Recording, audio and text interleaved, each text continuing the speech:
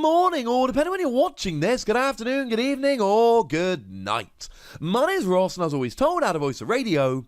So today, it's time to take a look at a new Pokemon VMAX. To be specific, Toxtricity VMAX. And we knew we were getting Toxtricity, alright? We looked at Toxtricity a little while ago. I did do a video about it. I'll link it in the description. We will have a chat about Toxtricity V in a little bit. But first, I'm actually kind of excited to have a chat about Toxtricity VMAX. Though I should mention that our translations come from the lovely Antoine Boulet. He is one of our very favourites. So starting off having a look at the basics then, we got 320 HP, which is about what we expect from a Pokemon VMAX, if I'm honest with you. It's a fair bit beefier than Morpeko, but it's not up there being really anywhere near as beefy as Snorlax, so, you know, it's about what we would expect. We do have a retreat cost of 2 here, which is slightly more than we'd like, but we do have Air Balloon, so that's alright, gives us free retreat. And a weakness to fighting. I mean, look, Stonjourner is doing alright at the moment. That's really the only, good fighting Pokemon at the moment. But there's so much out there like Pikarom that's weak to fighting. I think we're probably quite close to seeing fighting start taking off again. You've been warned. But being a lightning Pokemon is great. We love being a lightning Pokemon. It means we've got Electro Power to do an extra 30 damage. It means we've got Thunder Mountain to reduce our attack cost. It means we've got Tapu Koko Prism Star to accelerate a little bit of energy. It means we're hitting weakness against water Pokemon now, like Lapras VMAX. Yeah, that was one of the things that changed with Sword and Shield. We are now saying that water Pokemon are just weak to lightning. Unless they were originally ice Pokemon, think something like Ice QV, where they will then be still weak to metal. Okay. So this is all looking pretty good, but what does it do? Well, it's only got one attack. Very simple, very straightforward, one attack. Then again, Lapras and Snorlax only have one attack, so really don't worry about it. And what it does, for 2 lightning, 1 colourless energy, 160 damage. Fine, but not phenomenal. If the defending Pokemon is poisoned, this attack does 240 damage. Oh yeah, no, that's actually really good. It's a lot of damage. Again, put this in context, Snorlax for free energy does 210 with a full bench. Though to be fair, Snorlax can use triple acceleration energy, and it is colourless, so it can use any energy acceleration, so yeah, slow down a little bit. But then again, if we're looking at energy acceleration, we really don't need to worry here. Because it's free energy, which is the sweet spot for lightning Pokemon. It's what Pikachu and Zekrom has, it's what Tapu Koko V has, it's what Zera Aura GX has. It is Thunder Mountain to reduce your attack cost by 1. Tapu Koko to accelerate 1 energy. Energy from your hand, boom, paid. It can be paid in 1 turn with that combination, that's why we love it. Then again, Tapu Koko V does 200 for that. And Pikachu and Zekrom does 150 and accelerates free energy. So I don't think it's a flat you must use it. I think it's a good option. It does more damage than Tapu Koko V. It does more damage than Pikachu and Zekrom. You do have to have the poison, but in terms of just pure damage, this does the most. It's already enough to KO Pikachu and Zekrom, and you got to remember here that we've got poison. If you're using this, you've got poison, which means that you're not really doing 240, you're doing minimum 250, except they have to have been poison coming into your turn. So if they take 1 poison coming in, you do 240, they take 1 poison going out, you're really talking minimum 260 here. I mean, to be fair, the biggest, beefiest we've got in terms of Pokemon V at the moment is Zamazenta, which has only got 230, only. So that's going down straight away. 260 won't get stuff like Mewtwo and Mew, most of the tag teams, but it will only be a tiny amount away, so we're looking quite nice here. And there are other tricks we've got.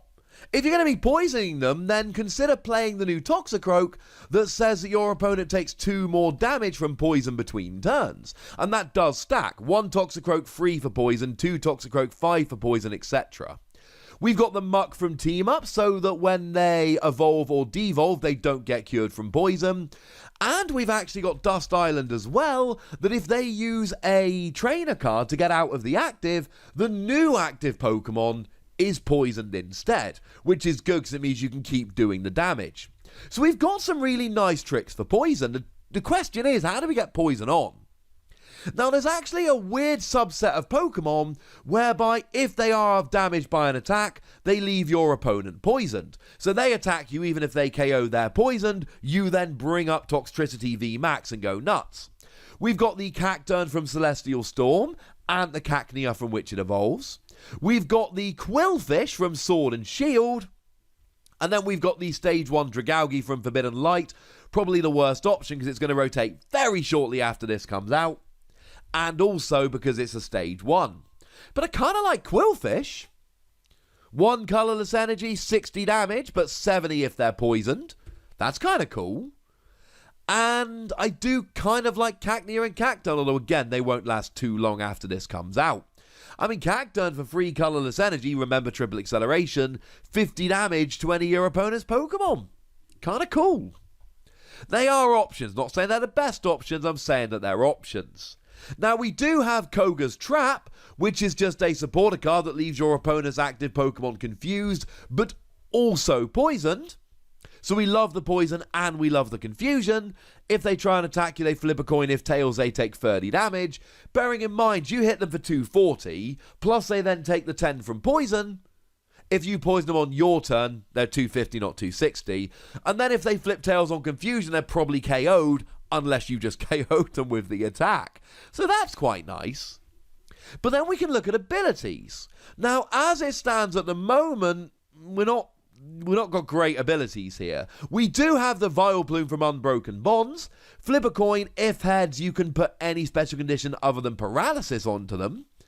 But it is a stage 2 on a coin flip, so... And we do have the Amoonguss that came around in Unified Minds. It's got the ability Bursting Spores. When you play a Pokemon with Spore, you may leave your opponent's active Pokemon both asleep and poison. Your options there are either Breloom, which you have to evolve into, but then it's got a really nice attack. For 1 grass energy, you do 120 if they're asleep as a fighting Pokemon. It's enough to KO Pikachu and Zekrom. It's enough to KO Tapu Koko V. It's enough to KO more Pico V. It's enough to KO quite a bit, to be fair. So it's actually a nice little option. The other option is just the Fungus from which Amoonguss actually evolves. Okay, that's not bad. So they're options, and it's a Pokemon that's getting its own video tomorrow, but I would be remiss if I didn't just quickly mention in this video, we're getting a Garbodor in this set that's got an ability, just poisons your opponent's active. Once during your turn, you may leave your opponent's active Pokemon poisoned. It's what it does. It's what the ability does.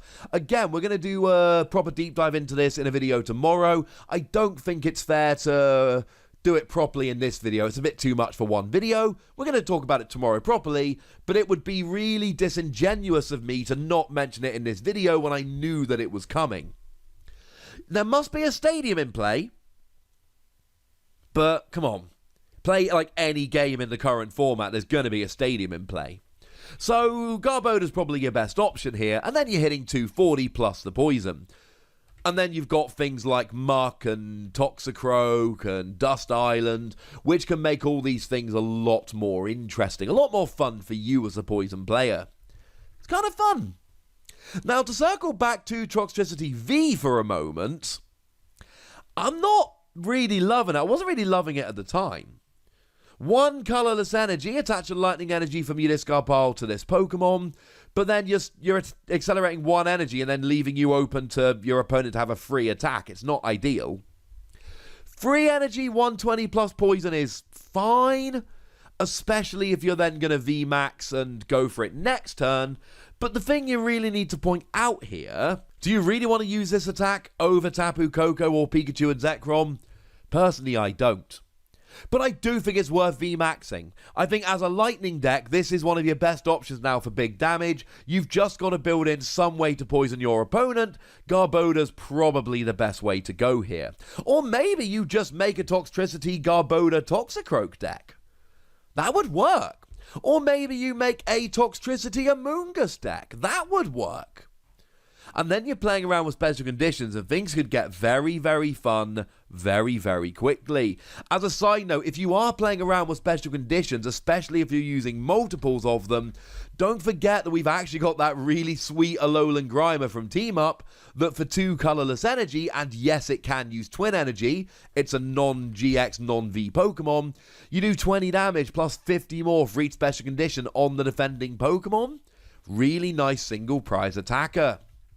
One thing I do want to point out before we finish here, if we have a look at the Evolves From box for Toxtricity VMAX, it actually shows both different forms of Toxtricity, and we've only seen the V for one of the forms. Does that mean we're getting the other form as a Pokemon V? I think we probably will. That's a fun little nugget. For now, I'm giving this between 3 and 4 Wassies. We don't give half Wassies, that would be barbaric. And honestly, I think this is probably closer to 4 Wassies than 3. I think there are multiple potentially really good decks we can make with this, and I, for one, am a little bit excited. But for now, I'd like to know what you think about it. So let me know in the comment section. Go nuts, be nice. And then make sure you like this video, subscribe to this channel, follow me on Twitter at The Wassie, and Twitch for some live action at twitch.tv/PTCGRadio. If you want to support the channel, get some bonus podcasts and all that good stuff, head on over to patreon.com/PTCGRadio, where you can do exactly that. And please do make sure you're checking out youtube.com/WassiePlays, where you can find out about a whole bunch of games that don't have Pokemon in, but we do love them. And we started to talk a bit of Digimon, but don't hate me, that game looks really good. But by far the most important thing, as always, look after yourselves till next time, would ya? Thank you very much for watching. My name's Ross, and you've been watching PTCG Radio.